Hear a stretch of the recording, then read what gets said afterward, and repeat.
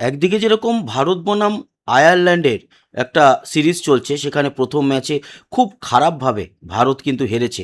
অন্যদিকে চলছে টি-20 world cup মেয়েদের, সেখানে সব থেকে কঠিন প্রতিপক্ষের মুখোমুখি হতে যাচ্ছে আমাদের ইন্ডিয়া। কঠিন কেন বলছি, তার কারণ এই গ্রুপে, যেই গ্রুপে পাকিস্তান, বাংলাদেশ, ভারত, দক্ষিণ আফ্রিকা এবং অস্ট্রেলিয়া, সেই গ্রুপের 1 নম্বর দল কিন্তু অস্ট্রেলিয়াই।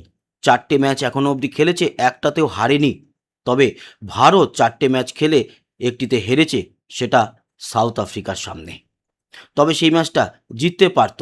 রাধা যাদবের যে 2টো ক্যাচ মিস, তার জন্যই ম্যাচ মিস হয়েছে এরকমটা মনে করাই যায়। যদিও একটি হারে কোনো একজনকে দায়ী করা উচিত নয়, তবুও দোষটা মারাত্মকভাবে রাধা যাদবের ছিল। পরের দিন বাংলাদেশের ম্যাচে রাধা যাদব উইকেট নিয়েছে, 3-3টে উইকেট। সেদিনও কিন্তু ক্যাচ ফেলেছে। সেদিন রাধা যাদব একা নয়, নন্দিনী শর্মাও ক্যাচ ফেলেছে, ক্যাচ মিস করেছে হরমনপ্রীত কৌরও। এবার এই সমস্ত কিছু ভুলে গিয়ে আগামীকাল মুখোমুখি হতে যাচ্ছে ভারত বনাম অস্ট্রেলিয়া। আর অস্ট্রেলিয়ার এগেনস্টে এই ম্যাচটা ভারত যদি না জিততে পারে, তাহলে সমীকরণের দিকে তাকিয়ে থাকতে হবে। সেই সমীকরণ কি? সেই সমীকরণ সাউথ আফ্রিকা যদি অন্য দলের সঙ্গে হারে, তবেই ভারত যেতে পারবে, এই রকম একটা পরিস্থিতি তৈরি হবে। সেই পরিস্থিতি যাতে না আসে, তার জন্য সরাসরি অস্ট্রেলিয়াকে হারাতে পারলেই ভারত কিন্তু চলে যাবে সেমিফাইনালে। এখানে দুটো দল থেকে বা দুটো গ্রুপ থেকে দুটো দুটো করে দল উঠে সেমিফাইনাল এবং ফাইনাল। খুব লম্বা টুর্নামেন্ট এটি নয়, কিন্তু এখনো পর্যন্ত যা হিসাব, তাতে ভারত বনাম অস্ট্রেলিয়ার যে হেড টু হেড, তাতে ভারত কিন্তু প্রচুর পিছিয়ে আছে। ভারত বনাম অস্ট্রেলিয়ার মেয়েদের মধ্যে এখনও অবধি খেলা হয়েছে টি-20 37খানা।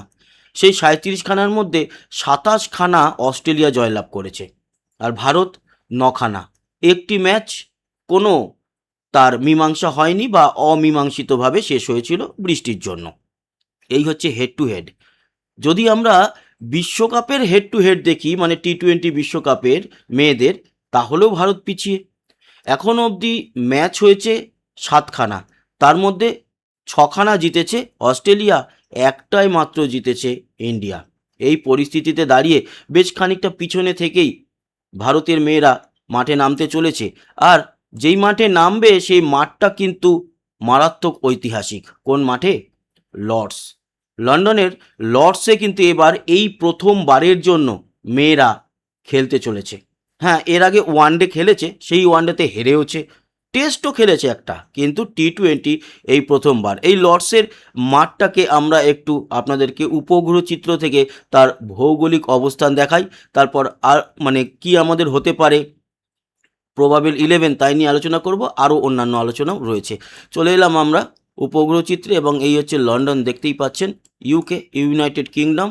এই লন্ডনের একেবারে পশ্চিমে এই হচ্ছে গিয়ে মাঠ, এই হচ্ছে লর্ডস, এবং খুবই সুন্দর। তবে এই মাঠটি কিন্তু একটু চারকোনা, পুরোপুরি গোলাকার বা ডিম্বাকৃতি নয়। সাধারণত ক্রিকেটের মাঠ যেরকম হয়ে থাকে, ঠিক সেই রকম নয় লর্ডসের মাঠ। তবে লর্ডসে প্রচুর ইতিহাস আছে, সেই ইতিহাসগুলোও আপনাদের সঙ্গে শেয়ার করি। আমাদের ভারতের মেয়েদের এই মাঠে কোনো বলার মতো উল্লেখযোগ্য কিছু নেই, তবে আছে ছেলেদের ম্যাচে উল্লেখযোগ্য অনেক কিছু রয়েছে। যেমন এই যে লর্ডসের মাঠ আপনারা দেখতে পাচ্ছেন, এই ঐতিহাসিক মাঠে 1983 সালের 25শে জুন কপিল দেব ভারতের অধিনায়ক হিসাবে যে আমরা বিশ্বকাপ জিতেছিলাম, সেই বিশ্বকাপ এই লর্ডসেই কিন্তু হাতে তুলে নিয়েছিল। তাই আমাদের কাছে এই লর্ডসের মাঠ সত্যি খুব গুরুত্বপূর্ণ। এছাড়া ন্যাটোয়েস্ট ট্রফি 2003 সাল, সৌরভ গাঙ্গুলির সেই খালি গায়ে জামা খুলে বা টি শার্ট খুলে ঘোরানো, আর মাঠের মাঝখানে যুবরাজ সিং এবং মোহাম্মদ কাইফ একে অপরকে জড়িয়ে ধরে একেবারে পড়ে যাওয়া, সেই দৃশ্য আজও ভুলিনি। যদিও এই যে কম বক্স, এটা কিন্তু নতুনভাবে তৈরি হয়েছে। এটা 2012-13 সালের পরে তৈরি হয়েছে। যেই সময়ের কথা আমি বলছি 2003 কিংবা 1983, তখন কিন্তু এই কম বক্স ছিল না, এরকম কাজ দেওয়া যে দেখতে পাচ্ছেন সেইগুলো ছিল না। এখানে যে আসন সংখ্যা, সেখানে আগের থেকে কিছুটা ইমপ্রুভ হয়েছে, তাও কিন্তু আমাদের ভারতের যে ক্রিকেট স্টেডিয়াম সেই রকম নয়। এখানে 31,100 দর্শক আসন রয়েছে আজকের ডেটে দাঁড়িয়ে। এর আগে ছিল 25,000, প্রায় 6,000-এর মতো দর্শক আসন বাড়ানো হয়েছে নতুন করে, যখন আবার একে একটু পরিষ্কার পরিচ্ছন্ন করে কিছু কাঠামো পরিবর্তন করা হয়, সেই সময় 1006 মতো বাড়ানো হয়েছিল দর্শক আসন। তবে খুব কমফোর্টেবল মাঠ দর্শকদের জন্য, এবং এই মাঠের যে দৃশ্য, ড্রোন ভিউ, সেটা আপনাদের সঙ্গে শেয়ার করলাম, আপনাদেরকে দেখালাম। এবার আসি অন্যান্য আলোচনায়। হ্যাঁ, আবহাওয়া কীরকম থাকবে, কালকে সন্ধ্যে 7টা থেকে ম্যাচ ভারতীয় সময়, সেই সময় কীরকম থাকবে লন্ডনের আবহাওয়া, সেই আবহাওয়া সংক্রান্ত আলোচনা থাকবে। তবে আমাদের প্রথম একাদশ যেটা হতে চলেছে, সেই একাদশের কথা আপনাদের শুরুতেই বলি। মোটামুটি বাংলাদেশের সঙ্গে যেই একাদশ আমাদের খেলেছে, সেম একাদশই নামতে চলেছে বলে এখনও পর্যন্ত আমরা খবর পেয়েছি। থাকছে সহ অধিনায়িকা বা ভাইস ক্যাপ্টেন এবং আমাদের ওপেনার স্মৃতি মান্দানা, ওকে ছাড়া তো দল ভাবাই যায় না, সেরকমটাই শেফালি বর্মাকে ছাড়া ভাবা যায় না। তো শেফালি বর্মা আর স্মৃতি মান্দানা এই দুজন আমাদের ওপেনার থাকছে। 3 নম্বরে ইয়াস্তিকা ভাটিয়াই থাকছে, 4-এ জেমিমা রড্রিগেজ, 5-এ আমাদের ক্যাপ্টেন হরমনপ্রীত কৌর এবং 6 নম্বরে রিচা ঘোষ, আমাদের উইকেট কিপার, আমাদের বাংলার মেয়ে, শিলিগুড়ির মেয়ে। আমাদের ওয়েস্ট বেঙ্গল পুলিশের আবার ডিএসপিও সাম্মানিক পদও কিন্তু যখন ওয়ার্ল্ড কাপ জিতলো, 50 ওভারের ওয়ার্ল্ড কাপ জাস্ট কিছুদিন আগে, তারপরে পরই এই ডিএসপি পদ রিচা কিন্তু পেয়েছে। এই মুহূর্তে দাঁড়িয়ে তাকে অফিস করতে হয় না, কিন্তু শিলিগুড়ির এসিপি অ্যাসিস্ট্যান্ট কমিশনার অফ পুলিশের পদে রয়েছে। এই 6 জন হচ্ছে আমাদের প্রথম লাইন আপ। এবং এটাও বলে রাখি যে রিচা প্রয়োজন মতো 4-এও আসতে পারে, 5-এও আসতে পারে, 6-এও আসতে পারে, সেটা সেই সময় যেটা দরকার সেই অনুযায়ী ডিসিশন নেওয়া হবে। টিম ম্যানেজমেন্ট বা আমাদের ক্যাপ্টেন নেবে, কোচ অমল মজুমদার তিনিও নিশ্চয়ই তার মত দেবেন। এছাড়া বাকি যে 5 জন রয়েছে আমাদের লাইন আপে, সেই 5 জনের মধ্যে দীপ্তি শর্মাকে ছাড়া তো এই টিম ভাবা যায় না। বেস্ট অলরাউন্ডার এই মুহূর্তে আমাদের ভারতের, বেশ কয়েকটা উইকেট নিয়েছে, ব্যাট হাতেও রান পেয়েছে। রাধা যাদবের কথা দিয়ে শুরু করেছিলাম। রাধা যাদবের কিন্তু আগের দিনও ক্যাচ মিস হয়েছে, তবে রাধা যাদব 3-3টে উইকেট তুলে নিয়ে খানিকটা অন্য দিক দিয়ে পুষিয়েও দিয়েছে। বাংলাদেশের ম্যাচটার কথা বলছি, কিন্তু তার আগে দক্ষিণ আফ্রিকার সঙ্গে ম্যাচে যেই সময় ওদের ক্যাপ্টেনের ক্যাচ ছেড়েছে, এবং খুব গুরুত্বপূর্ণ ক্যাচ ছিল, দুখানা পরপর হাতের ক্যাচ ফেলেছে। এমনিতে রাধা যাদব অসাধারণ ফিল্ডার, তা সত্ত্বেও তার হাত থেকে ক্যাচ পড়ে যাওয়াটা অনেকেই মেনে নিতে পারেনি, এবং সেই ক্যাচ দুটোর জন্যই আজ ভারত কিন্তু একটু পিছিয়ে রয়েছে এই গ্রুপে, না হলে একই জায়গায় অবস্থান করত। আর অস্ট্রেলিয়ার সঙ্গে যেই যেত আর না হলে চলে যাও, সেই রকম পরিস্থিতিতে অন্তত দাঁড়িয়ে থাকতে হতো না। যদিও কিছু সমীকরণ রয়েছে, ভারত হারলেও ওই সাউথ আফ্রিকার মুখের দিকে তাকিয়ে বসে থাকতে হবে যে সাউথ আফ্রিকাও যদি হারে তবে গিয়ে একটা চান্স থাকবে। এই হচ্ছে গিয়ে পজিশন, কারণ ভারতের রান রেটটা একটু বেটার পজিশানে আছে, এই হচ্ছে টেবিল। এছাড়া থাকছে হচ্ছে গিয়ে আমাদের শ্রীচরণী, স্পেশালিস্ট স্পিনার, আগের দিন ভালোই বল করেছে।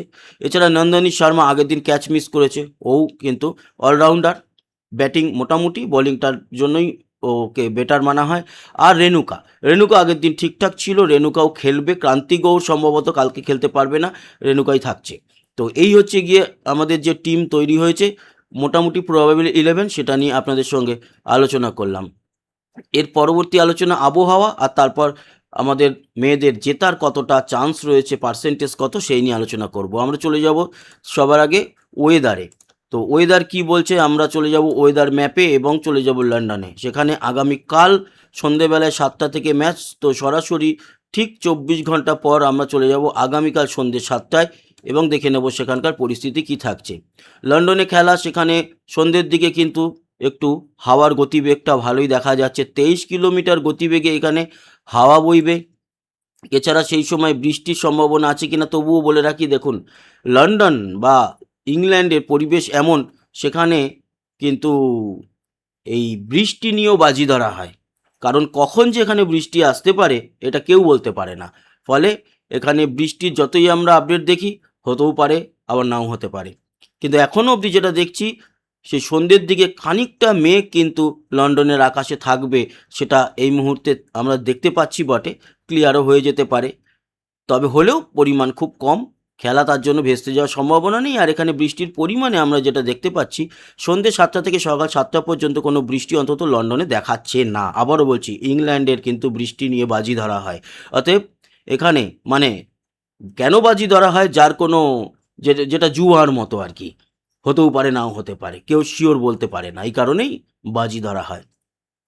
তবু আমরা যেটা দেখতে পাচ্ছি তাতে বৃষ্টি হওয়ার সম্ভাবনা নেই, এটা একটা ভালো দিক। আর যদি আমরা দেখি তাপমাত্রা, আগামীকাল যখন সন্ধ্যেবেলায় খেলা শুরু হবে তখন লন্ডনের তাপমাত্রা থাকবে 26-এর মতো। আর যখন খেলা শেষ হবে ওখানে তখন দিন, যখন খেলা শেষ হবে 10টা, 10:30, 11টার দিকে, তখন আর একটুখানি কমে ওই 20-র মতো, 21-22-এর মতো আসবে, 22-এর থেকে 23-এর মতো আসবে, যেই সময় খেলাটা শেষ হবে। 24 দেখছি, ওই 23-24-এর মতো থাকবে। তো কোনো সেরকম ফ্যাক্টর নেই ডিউ, তার কারণ হচ্ছে দিনের বেলাতে খেলা, ডিউ ফ্যাক্টরের কোনো এফেক্টই এর মধ্যে থাকছে না। এই হচ্ছে পরিস্থিতি। এবার আসি কত শতাংশ বলছে যে আমাদের ভারত জিতবে আর কত শতাংশ বলছে অস্ট্রেলিয়া জিতবে। আমি দেখার আগেই আপনাদের জানিয়ে রাখি যে অবশ্যই কিন্তু অস্ট্রেলিয়াকে এগিয়ে রাখবে, অস্ট্রেলিয়া জেতার চান্স বেশি থাকবে। আমার তো মনে হয় 65-35-এর মতো হচ্ছে জেতার যে পার্সেন্টেজ, সেটা মানে 65 অস্ট্রেলিয়ার আর 35-এর ভারত। তো তবুও আমি তো চাইবো ভারতীয় হিসাবে আমাদের মেয়েরা 90-10 একেবারে নিয়ে পার্সেন্টেজ নিয়ে খেলতে নামুক, আর অবশ্যই কালকের ম্যাচটা জিতুক। এখানে যেটা বলছে সেটা হচ্ছে যে কালকে সন্ধ্যে 7টা থেকে খেলা, অস্ট্রেলিয়া বনাম ইন্ডিয়া, এবং এটা হচ্ছে 30 নম্বর ম্যাচ।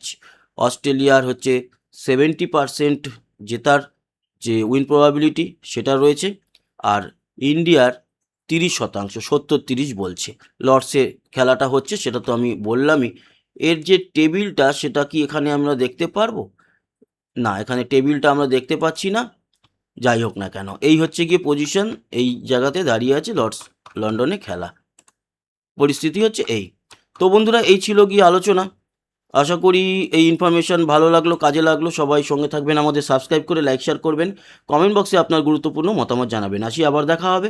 সবাই ভালো থাকবেন, সুস্থ থাকবেন, টাটা।